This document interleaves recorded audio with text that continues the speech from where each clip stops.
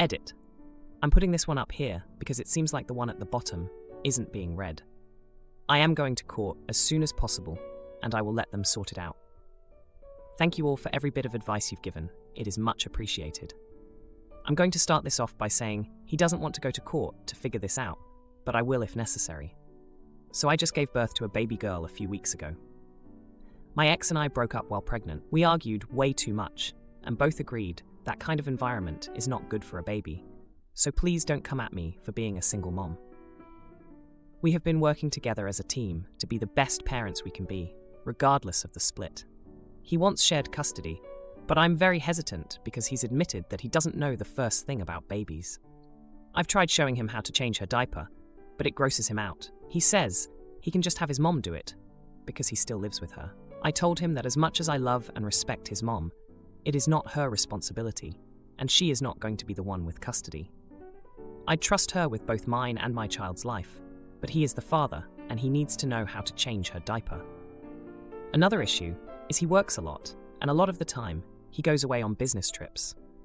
I asked him how that would work if he goes away on one of his custody weeks, and again, he said he'd have his mom take care of her. It's important to note that his mom is a hard-working woman and works about 60-80 hours a week. I think the biggest thing that worries me is that he lives 2 hours away, and I can't imagine the anxiety it would bring to have my infant that far away from me. He's been calling me selfish, saying that I'm keeping his child from him, which I understand, but that's not true. I have a spare room in my house that I told him he can stay in whenever he wants, so he can stay for the night, or literally however long he'd like. Or I can come to his place. His mom has a spare room and said that I can come stay if I'd like. This arrangement would work very well because our daughter is exclusively breastfed. We've tried breast milk in a bottle, but she won't latch. Also, he has not bought a single thing for her, despite having more than enough money. All the baby stuff at his house was bought by his mom. I am so grateful for her love and support, but again, he is the father, and he has not shown any sort of responsibility. He's pissed at me for implying he's not a good dad. But all I've been saying is, I would like to be sure that the person taking care of her knows what they're doing. I've been trying to show him how, but he gets really defensive and doesn't want to learn. I told him we can just go to court to figure it out. Neither of us wants a nasty court battle, but if we can do it amicably, but he doesn't want to, so they can't order him to pay child support, which pisses me off, because regardless of whether or not you're ordered to pay child support, you should want to do everything possible to support your child. Anyway, am I the idiot for not letting him take care of his baby? Edit. When I say he refuses to change her diaper, I mean it. He says, "No, it's not my job. You're the mom." The one time I told him that I wasn't going to change it because he needs to learn how, he said, "Fine, I'll just let her sit in her own chute then." So I just changed it. He refuses. Also, she is exclusively breastfed. I try daily to get her to take a bottle, but she will not latch. But I still try. So unless I am physically with her, she will starve. He doesn't seem to care at all, and said so himself. And I am in no way trying to keep him from his daughter, or not allow visitation. I want them to have a relationship. In the 3 weeks since she was born, he's only come to see her twice, and has spent a total of 1.5 hours with her. He cannot be left alone with her. And that's not me being petty. I have tried. I told him I needed to go to the store to get something for her, and he called me before I even got to the end of the street, telling me I needed to come back because she woke up from her nap. I am not the one keeping them apart. He is. I am doing my best to make sure they have a relationship. He insists he wants 50-50 custody, but he has absolutely no plan on how to take care of her if that happens. He has said that his mom can assume responsibility, but she works 10 to 12 hours a day and does not intend to leave her career. And their shifts overlap quite a bit, so who would be there to watch her when no one is home? He hasn't spent a dime on our daughter, so why would he pay just to have someone else watch her? And if he does hire a babysitter or nanny, why does he deserve 50-50 custody when our child will be in someone else's care the entire time he has her? Now, for a few comments before the update. Comment 1. If he can't change a nappy, he doesn't get the kid. And he sounds like one of those guys who will start paying child support, but then things will just keep coming up, and he stops. I would get him to take a baby class, and while your child is exclusively breastfed, I wouldn't let him take her for more than 2 hours without you. Babies need feeding a lot. You're trying to make concessions with the spare room situation. not the idiot, and hold firm. Comment 2. The only way you're getting anything remotely amicable with this man is if the court forces it. He's made it clear he just wants to see the kids sometimes and not actually be a dad, so it's court time. There are family apps, and you can have something like first refusal, where, on his custody time, he has to give the kid back to you unless he can't if he needs to go somewhere like a work trip. Not the idiot. Now, for the update. Hey everyone, thanks for all the comments on my last post. I read every single one and I'm grateful for the support. I wanted to give you an update on the situation with my ex and our baby girl. First off, I'm definitely going to court. I've realized that's the only way to sort this mess out. Now, let me fill you in on the latest drama. Remember how my ex didn't want to change diapers and said he'd let his mom handle it? Well, turns out his mom had a talk with him. She told him she's not going to be the primary caregiver and that he needs to step up. He didn't take that well. He actually accused her of siding with me and betraying him. Can you believe that? But here's where it gets really crazy. His mom called me last week and she was furious. She found out that he's been seeing someone else. And not just anyone, it's his coworker, someone he's been on business trips with. His mom overheard a phone call where he was telling this woman that he's going to fight for custody so they can raise the baby together. I was shocked. I mean, we've been broken up, but to plan a future with someone else and my baby? That's a whole new level of betrayal. Now, I've always known he was a charmer, and he could sweet talk his way out of anything. But this? It's like I don't even know him anymore. His mom apologized to me for his behavior, saying she didn't raise him to be this way. She's been such a rock for me, even after the breakup. She's the one who bought all the baby stuff at his house, remember? And about him not spending money on our daughter, it turns out he's been saving up for a new car. A sports car, no less. His mom found the brochure and confronted him about it. He told her that he needs it to feel good about himself. I guess feeling good doesn't include being a responsible dad. But wait, it gets worse. He actually had the nerve to show up at my house with his new girlfriend, demanding to see our daughter. I was home alone, and it was intimidating. He said that since he's the father, he has the right to introduce her to anyone he wants.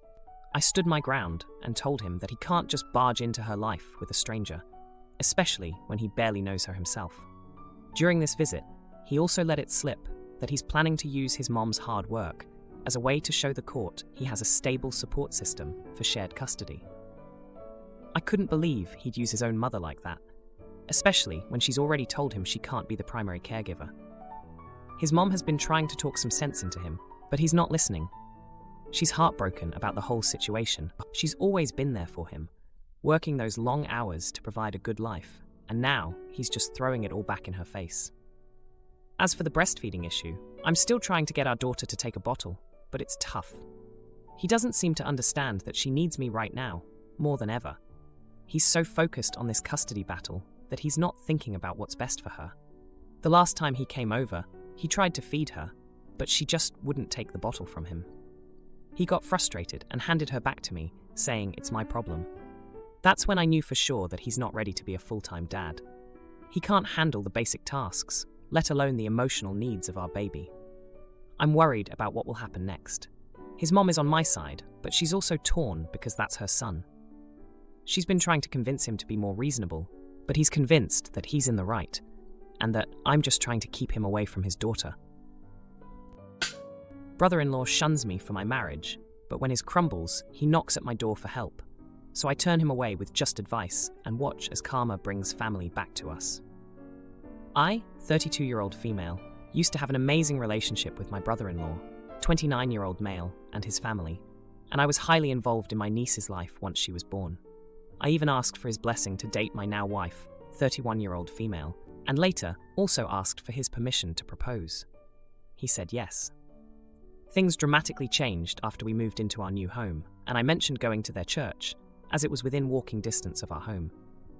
The very next day, my brother-in-law tells my wife that he has decided to no longer allow me in the family's life due to not wanting his child exposed to our sinful lifestyle.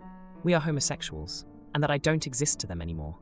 He said my wife was still welcome in their life, but I was no longer allowed to ever be around his family. He even went as far as to quote scripture to my wife to try to encourage her to leave me.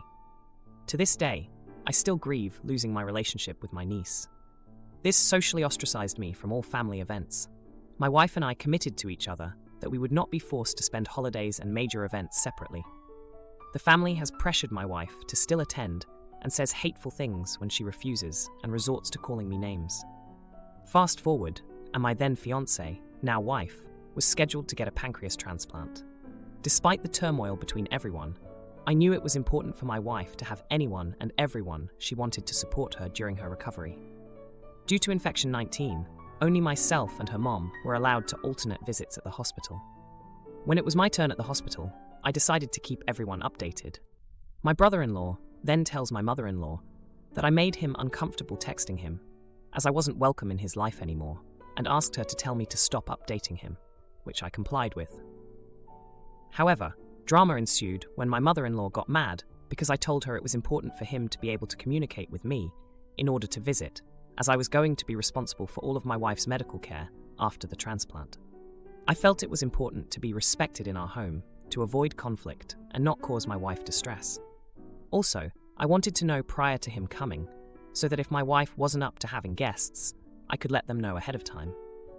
I also needed to prepare visitors for the safety precautions that the doctors instructed us to follow.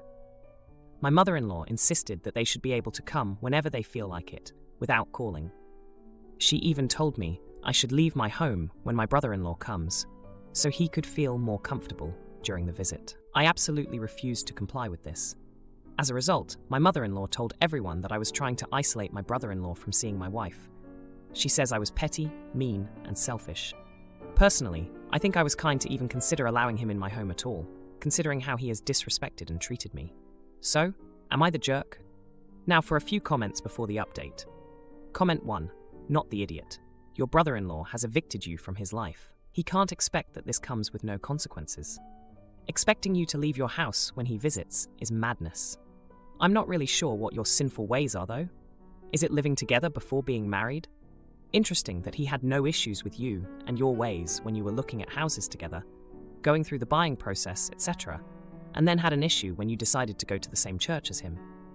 Comment 2. Not the idiot. Sometimes you call her your fiancée, and sometimes your wife. Which is it? Anyway, I'd go to their church and hold my head up high. Everyone will probably like you better anyway, because he sounds intolerable. Keep caring for your fiancée wife like you do so well and hold fast to that line. Transplants are serious, and those immunosuppressants make her really vulnerable. I wish her a speedy recovery. Now for the update. Hey everyone, a lot has happened since my last post, and I'm back with an update that's been a rough ride. After the whole fiasco with my brother-in-law and mother-in-law, things took an unexpected turn. My wife's recovery from the pancreas transplant was going well, but the family drama was far from over. Remember how my brother-in-law didn't want me in his life? Well, he showed up at our house unannounced one day. I was home alone, as my wife was at a follow-up appointment with her mom. He stood there, awkward as ever, and I could tell something was off. He asked if we could talk, and I was hesitant but let him in, thinking maybe he was here to make amends. Turns out, he was having marital problems. His wife had found out about some messages between him and a woman from their church. She kicked him out, and he had nowhere to go. He was desperate and, ironically, asking me for help. I was shocked, to say the least. I told him he couldn't stay with us, given everything that had happened. But I did give him the number of a nearby motel and some advice on marriage counseling. He left, looking defeated, and I was left feeling a mix of emotions. When my wife got home, I told her everything. She was just as stunned as I was. We talked it over and agreed that we wouldn't get involved in his personal issues, but we also felt bad for the situation he was in. A few days later, my mother-in-law called. She was furious that I had turned her son away. She accused me of being heartless and said I should have let him stay as a gesture of family unity. I reminded her of the boundaries we had set and how her son had treated us. The next thing we knew, word got out in the family about my brother-in-law's situation. Some relatives who had been cold to us started reaching out, saying they didn't agree with how he had treated us and that they wanted to reconnect. It was a surprise, but a welcome one. My wife and I started receiving invitations to family events again. We were cautious, but decided to attend a cousin's birthday party. It was awkward at first, but as the evening went on, people warmed up to us. We even had a few heartfelt apologies from relatives who admitted they had been wrong to judge us. But the biggest shock came when my brother-in-law's wife reached out to me privately. She wanted to meet and talk. We met at a coffee shop, and she was a mess. She told me she was sorry for how she had treated us, and that she was considering leaving my brother-in-law for good. She said she had been blind to his true nature, and that the messages she found were just the tip of the iceberg. She also revealed that my brother-in-law had been the one pushing the family to exclude us, using the church as a way to manipulate everyone. She was done with his hypocrisy and was planning to file for divorce. I listened and offered her my support. It was a lot to take in, and I felt for her. She was another victim of my brother-in-law's actions. As for my wife and me, we're doing better than ever. We've reconnected with some family members, and we're taking things one step at a time. It's been a ride of emotions, but we're hopeful for the future. And as for my brother-in-law, he's been laying low. I haven't heard from him since he came to our house that day. I don't know what the future holds for him, but I hope he finds a way to make things right, not just with his wife, but with everyone he's hurt. Ex supported me financially for years, but now he's got a pregnant mistress and wants half my house, so I'm gathering evidence to keep what's mine, while his assistant sends ominous messages. My ex, 37-year-old male, and I, 36-year-old male, have been together for 16 years. We never married or had kids, but we shared finances. At the beginning of our relationship, we were pretty much 50-50 on finances, unless one of us fell on hard times and the other would step up. We started with our own bank accounts, but then he added me onto his in 2011. In 2014, he was trying to figure out what he was going to do when he lost his job. He tried all these different ventures that didn't really work out for him. It got to the point where I was able to claim him on my taxes as a dependent. Between 2015 and 2019, I was carrying us. It got to the point where he stayed home and I was working 2 jobs and going to school. I struggled with setting boundaries and wouldn't confront him for not working. He hated his last job in 2014 to the point where he was always miserable and very unpleasant to be around. I was too scared to rock the boat, so I just took it, my fault, I know. In 2017, I got a job at a bank and a gym. I went back to school to get a degree in IT. While working at the bank, I was able to get my credit from 580 to 690 by 2019. In 2019, before the housing market got crazy, we decided to buy a house. We found a house we liked and went through with the purchasing process. Since I was the one with good credit and a job, we put the loan in my name. I came up with the down payment, closing costs, and even materials to update the home using one of my IRAs. After the close, he finally got a job where he took over ownership of a business. This company required a lot of remodeling. While he was doing all that for his business, I was remodeling the home, i.e., pulling out carpet, installing new floors, painting walls, and installing new light fixtures. The house was outdated. I was doing all this while working and going to school. He didn't help with remodeling the home, but that was because he spent all his time at the business remodeling it. After the house was ready for move-in, he got mad at me for something and chose not to help with the move-in. The last 4 years in this house have been me covering all the bills, and now I was carrying the relationship. His business was failing when he took over, but he turned it around so it can sustain itself, but he is not able to pay himself a decent wage. My checks would cover all the bills, while his covered food and entertainment. Whenever something broke, it was me who fixed it. I could no longer take it and broke up with him. Now he is telling me to sell the house and give him half. He feels like I owe it to him since we have been together for 16 years. I told him I won't because I was the one who came up with the down payment, remodeled the home, and I have been paying the mortgage on my own. Also, I don't want to move. It's my first home, it's in my name, and I paid for it. I have bank statements to prove it all. Common law marriage is not recognized in our state. Now he is saying I screwed him over in life. Now, for a few comments before the update. Comment 1. Not the jerk. That would be like a renter suing his landlord for part of the house just because they rented for a long time. He should have been more involved in remodeling, moving, getting any job to chip in for bills and such. Leaving it all to you from beginning to end basically makes it yours. Comment 2. Not the jerk. He didn't contribute anything towards the house. He has no investment in it at all. He doesn't get to suck more life out of you. Legally, you're in the clear as well. Now for the update. Hey Reddit, it's been a week since I last posted about my ex and the house drama, and let me tell you, things have escalated quickly. So, after I refused to sell the house and give him half, my ex went from upset to full-on angry. He started bringing up stuff from the past, like how he supported me emotionally when I was juggling 2 jobs and school. He said that without his support, I wouldn't have been able to get through it all. I can't deny that he was there for me, but it's not like he was bringing in any money at the time. Remember how I mentioned he took over a failing business? Well, turns out he had been hiding just how bad it was. He confessed that he's been drowning in debt and the business is on the brink of collapse again. He's been using credit cards to keep it afloat, and now he's in over his head. He said he didn't tell me because he was embarrassed and didn't want me to worry. I couldn't believe he kept this from me, especially since we used to be so open about our finances. But here's the kicker.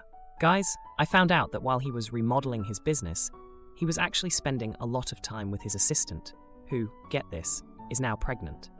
Apparently, they've been having an affair for over a year. I was floored. I mean, I knew our relationship had its issues, but I never thought he would cheat on me. I confronted him about it, and it was one of the most intense conversations we've ever had. He tried to justify it by saying our relationship had been dead long before the affair started, and that he found comfort with her. I was so angry, I couldn't even look at him. I told him that cheating is never justifiable, no matter the state of our relationship. Now, he's using this pregnancy to try and guilt me into selling the house. He says he needs the money to provide for his child and clear his debts. He's been telling me that if I ever loved him, I would help him out for the sake of his child. It's like he's a completely different person from the man I spent 16 years with. I've been talking to my friends and family about all of this, and they're just as shocked as I am.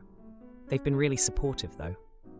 My best friend, who's known us since the beginning, reminded me of how hard I worked to get where I am. She pointed out that my ex never really got over losing his job back in 2014, and that's when he started to become more distant and resentful.